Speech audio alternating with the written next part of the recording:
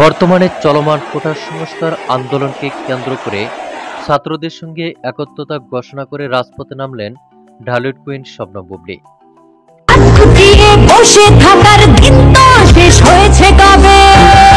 প্রতিবাদ জানিয়ে কি বলছেন বুবলী, এ বিষয়ে বিস্তারিত জানতে পুরো ভিডিওটি দেখে সঙ্গে থাকুন। প্রিয় দর্শক, কোটা সংস্কার আন্দোলনের প্রথম লগ্নে ছাত্রদের প্রতি অত্যাচার ও সহিংসতার প্রতিবাদ জানিয়ে ঢালিউড কুইন শবনম বুবলী তার অফিসিয়াল ভেরিফাইড ফেসবুক পেজে একটি পোস্ট দিয়েছিলেন।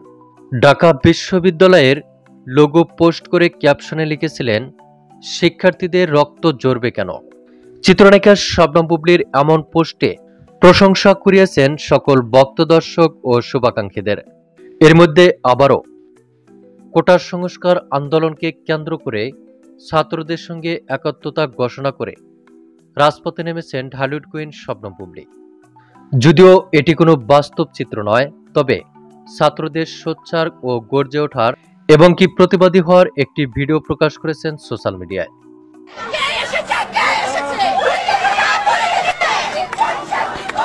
ভিডিও ক্লিপটিতে প্রতিবাদী কণ্ঠে গানের মাধ্যমে বলা হয়,